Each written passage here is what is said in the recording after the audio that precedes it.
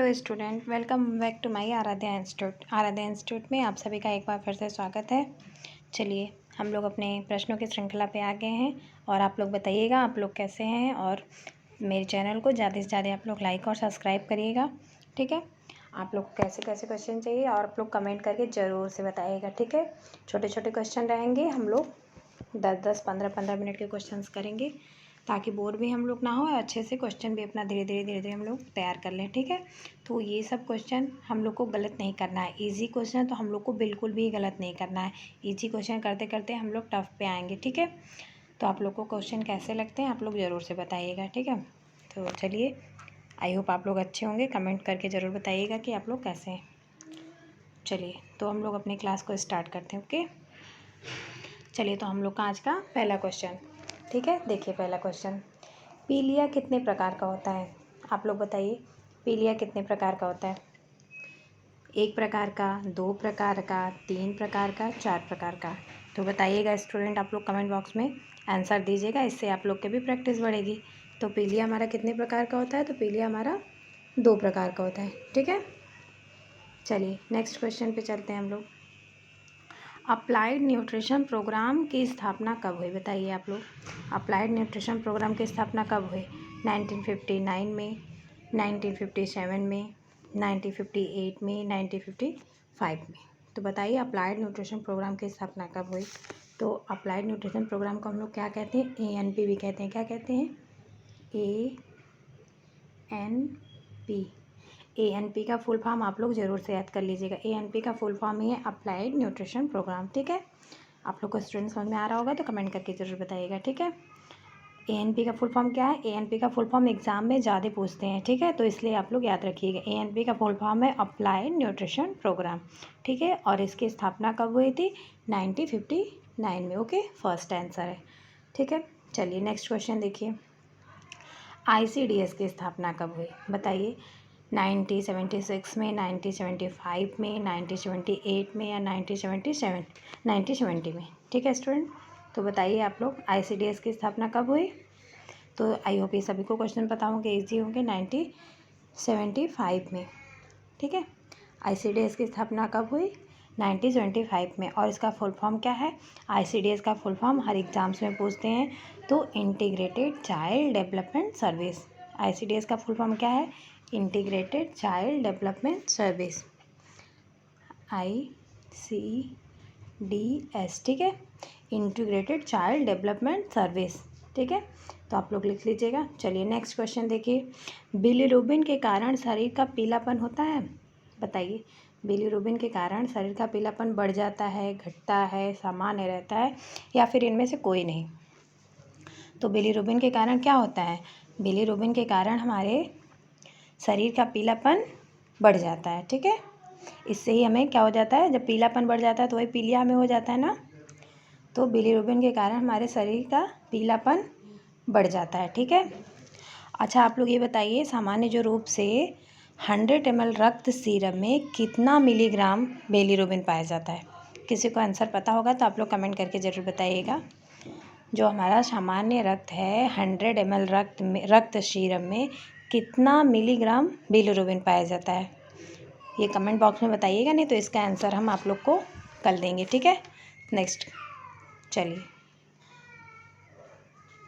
Next देखिए, polydipsia क्या है? बताइए आप लोग, पॉलीडिप्सिया क्या है? अधिक प्यास लगना, अधिक भूख लगना, निगलने में कठिनाई आना, अधिक मूत्र त्यागना। तो पॉलीडिप्सिया क्या है? पॉलीडिप्सिया है ना। ठीक है, ये तो हमारा पॉलीडिप्सिया का मतलब क्या होता है? देखिए, अधिक मूत्र त्यागना क्या कहते हैं? पॉलीयूरिया कहते हैं। ठीक है, निगलने को क्या कहते हैं? निगलने में जो कठिनाई आती है उसे डिस्फेजिया कहते हैं। ठीक है, और अधिक भूख लगने को क्या कहते हैं? पॉलीफेजिया। अधिक भूख लगने क्या कहते हैं? पॉलीफेजिया। एक मिनट लिख दें, पॉलीफेजिया। ठीक है, पॉलीफेजिया कहते हैं। और अधिक मूत्र त्यागने को क्या कहते हैं? पॉलीयूरिया कहते हैं। और जो निगलने में कठिनाई होती है उसे क्या कहते हैं? बताइए, निगलने में जो कठिनाई होती है उसे हम क्या कहते हैं? डिस्फेजिया। ठीक है, तो हमारा आंसर क्या होगा, पॉलीडिप्सिया किसे कहते हैं, अधिक प्यास लगने को हम क्या कहते हैं, पॉलीडिप्सिया। तो आई होप आप लोग याद कर लेंगे, ये सब क्वेश्चन जरूर आते हैं, सारे जो चारों ऑप्शन है उसमें से आप लोग क्वेश्चन जरूर याद करें। अधिक मूत्र त्यागना पॉलीयूरिया होती है, निगलने में कठिनाई होना पॉलीफेजिया होती है, ठीक है। अधिक भूख लगना डिस्फेजिया, निगलने में कठिनाई होना क्या होता है, डिस्फेजिया, ठीक है। मैं लिख दूँ डिस्फेजिया, ठीक है। निगलने में कठिनाई होना डिस्फेजिया होता है, और अधिक भूख लगना पॉलीफेजिया होता है, और पॉलीडिप्सिया कैसे अधिक प्यास लगना। चलिए नेक्स्ट क्वेश्चन देखते हैं। पृथ्वी पर जीवों की उत्पत्ति कब हुई, आप लोग बताइए। बहुत ही इजी क्वेश्चन है। पृथ्वी पर जीवों की उत्पत्ति 1 अरब वर्ष पूर्व हुई, 2 अरब वर्ष पूर्व हुई, 3 अरब वर्ष पूर्व हुई, या 4 अरब वर्ष पूर्व हुई। तो बताइएगा आप लोग। पृथ्वी पर जीवों की उत्पत्ति 4 अरब वर्ष पूर्व हुई, ठीक है। स्टूडेंट, आप लोग को क्वेश्चन समझ में आ रहे होंगे, ज़रूर बताइएगा। नेक्स्ट क्वेश्चन देखिए।